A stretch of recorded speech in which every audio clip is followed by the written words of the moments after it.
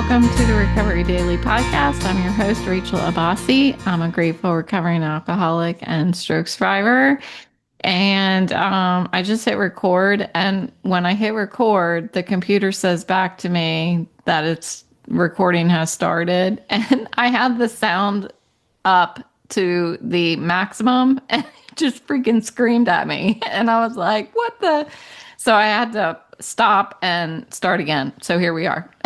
That's what you missed. So today, I just finished doing my nails. I decided a few months ago actually that if I actually buy the tools that they have at the nail salon when they do the dip powder, like the little drill thing and sander and all that stuff, if I would buy the tools, the cost of the tools was less than just one time getting my nails done. So I've been doing my own nails for a few months, and just to show you, they're looking nice. I keep them pretty short because I like to type. Type my descriptions and writing my book, which is not happening right now, but hopefully I can pick it back up.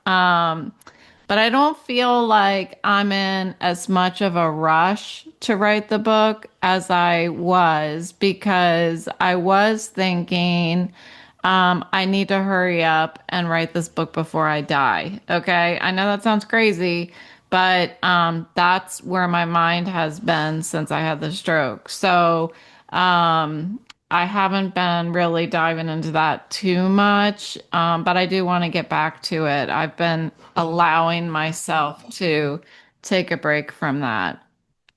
Um, so I just finished my nails. I've been taking a walk with the rucking backpack. I think I told you about it yesterday.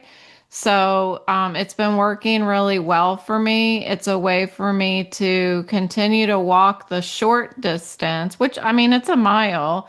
But since I can't seem to increase the distance, I can increase the workload, if you will, for the walk. So I've been walking with this rocking backpack, and I added a just 5 pounds of weight to it. Made a difference today. Yesterday I'd walked with nothing in it. Today I walked with 5 pounds in it. So I think I'll stick to about that. It's probably a little more than 5 pounds because I have my cell phone in there. But that's been really uplifting to feel like I have found another option for getting my heart rate up.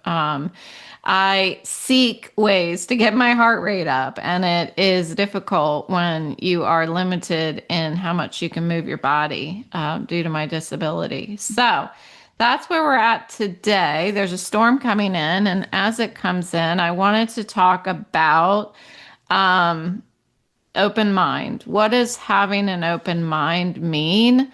And it's funny, this morning I was like, is this one of those topics where I'm sounding like I'm trying to be a philosopher, or I'm like, what the meaning of the word is, that kind of thing. Like, I don't want to sound like that, but I do want to talk about what it feels like to have an open mind, because that's what I try to do here. Is I don't want to just use the words that everybody uses. I want to explain what that felt like for me to have an open mind, and what that experience was like.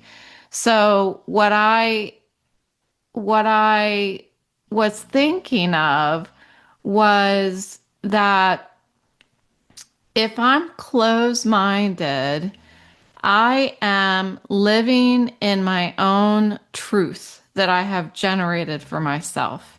Um, those truths were connected to unhealthy thoughts. They were connected to my alcoholism. They were connected to my thoughts that I was needing to survive. Like I was drinking, it made me feel like I was surviving. Does that make sense? Like I needed it to protect myself, and that was one of the ways that I was going to survive this very difficult world was to drink because my mental health was so broken. Like my nervous system was broken. My anxiety was just absolutely through the roof. I've been talking about that a lot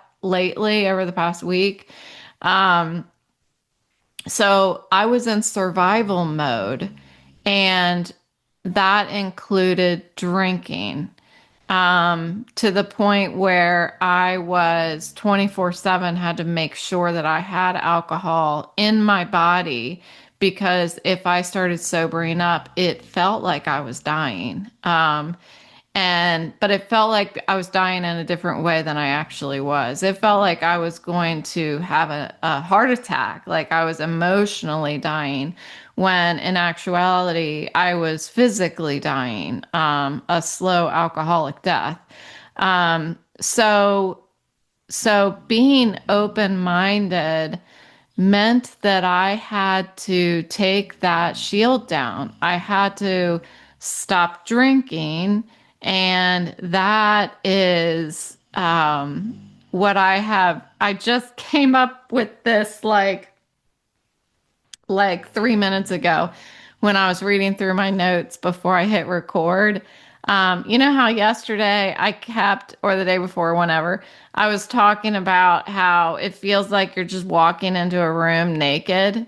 And well, I was thinking like there's this time period. I've talked about this before. There's this time period between when you put down the drink, you stop drinking, and you actually start gaining from working the steps. Like you start actually understanding the steps, and it's soaking in, like they're becoming tools for you to live by. So there's this period of time when you're taking the drink away, the stuff you were using to survive away, but yet you don't have the other tools yet. The only thing you have is these strangers that tell you to just keep coming back to the meetings. And other than that, I was thinking they don't get it. They don't get how debilitating this is. That I don't think I can do this. I don't think I can live like this. I can't live without the alcohol. I can't, I'm gonna die this way. Um, and so I was thinking, I'm going to call that the naked zone because that's what it feels like. It feels like you have just taken away all of your coverage and you're just exposed. You're emotionally exposed. And for me, it felt like I was also physically exposed because the alcohol was settling my nerves. It was making me not feel like I was having a heart attack. It actually made me not shake. And I talked about just yesterday or the day before about how much I was shaking, and it felt like I thought I had what the rest of my family has, the familial tremor syndrome, which do have a little bit, but it's nothing like my family. And I thought that that's what was going on. And I thought that I had found the medication for familial tremor syndrome. I'm like, I found the solution. I just drink, and it doesn't happen. So I had built this mirage, really, of truth. My truth was built on survival. I needed to survive the pain. I needed to defend myself from the other people that were going to hurt me because I felt like everybody was the enemy except for my family. I felt like everybody was the enemy. I mean, I had lots of friends. Those weren't the enemy, but those people that were not my friends and family, like I had to protect myself from them. My coworkers, everybody. I felt like they were gonna see me for who I really was if I stopped drinking, if I let my guard down. And it felt very dangerous to let it go because I felt like I was losing my only protection. And that fear was all consuming. It wasn't just in my mind. It was a living, breathing monster inside of me. It really, really was. And what I didn't get, and I'm still learning this right now, is how ego comes into the equation. Like when I was doing that, when I was building this mirage of truth for myself and protecting myself from the world that I believed was out to get me, um, I knew with all my heart and soul for a fact I was an intelligent person. I am an intelligent person, but I was an intelligent person, and I knew better for myself because nobody else understands the truth like I understand the truth. And it's true. Nobody else understood my truth because I wasn't telling anybody. I wasn't telling anybody about the pain and the fear and how I was defending myself. Even if I wanted to, I wouldn't have been able to articulate what was going on. But when I got to the point of desperation, I that ego had to crack. And I don't, it's my bottom. If I could define what it was that finally like struck me over the head and was like, you don't know what's best for you. You are gonna die. It was a slow realization, for sure, but that realization is what cracked my ego open. Um, and once that crack was made, it it allowed just enough space for the real truth, what was going on in the real world outside of me, outside of between my ears, outside of me. And when I started to hear other people in meetings talk about the things that I was feeling, then that crack opened a little more. Those were the early, early lessons. I distinctly remember sitting in a meeting and just sitting there, kind of like, my life is falling apart. I don't know what I'm doing, and these thoughts are going through my head.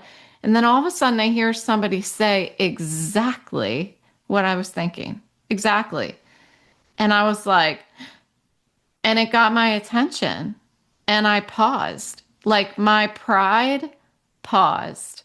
I became open even in discomfort. I became open minded. And man, it was like somebody had to take a pickaxe to get my ego cracked open. But once it was, I started to be able to see. I started to be able to hear that there's stuff going on. The truth that I have known my whole life may not actually be correct. Um, that truth is what my experience led me to believe. But I started to understand that all these other people have their own experiences and they've they've created their own truth. And we're all coming together now in these meetings and we're talking about each and every one of our truths and trying to find the where they overlap, you know? Um, I was very fragile during that time. I was exhausted. I was hyper alert. I was hyper aware of the fact that I was in the naked zone. Um, I didn't take direction the first time I went to detox, and because it was terrifying. It was terrifying to get to do that stuff that they were telling me to do, to go to IOP. I mean, first of all, it costs money, and then I've got to take breaks from work, and there's no way I can't do it. You know, what am I going to do with my kids? And I can't do it. I need to find, this should be fine. I'll get sober. This will make me sober. This detox will make me sober. I'll go to meetings. It'll make me sober. And it didn't. Um, Following suggestions that I was hearing felt like I started to believe, because I wasn't all in yet, I started to think like my ego started closing up again.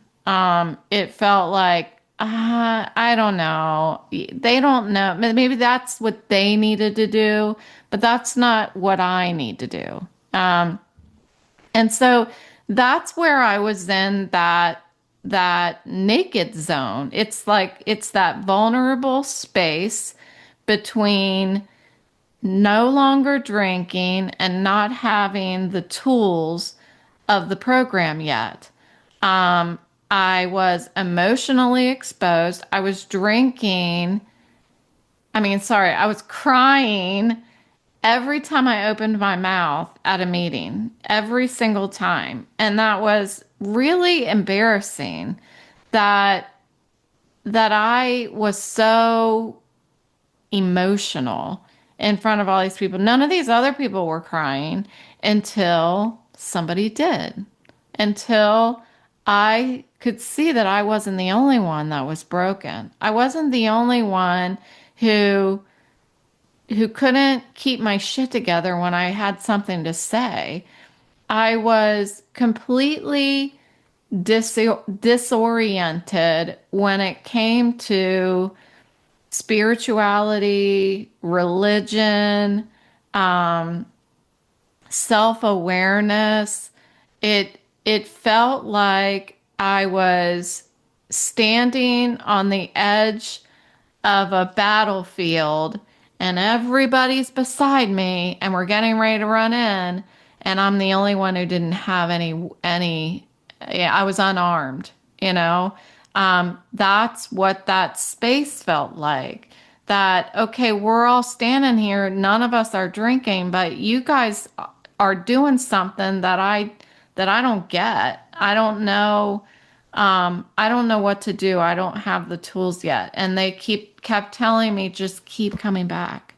Just keep showing up here. Yeah, but it hurts, you know? Yeah, but I had a drinking dream. Yeah, but I went to this party and everybody was drinking and I don't think I can do it. You can do it. Just keep coming back. That's the naked zone. And that is quite often the relapse zone. I don't like to say slip. I'm very opposed to the word slip because I think it reduces the I don't know, danger of what drinking again actually is. Like I can't think of the words, but you know what I'm trying to say. But that is the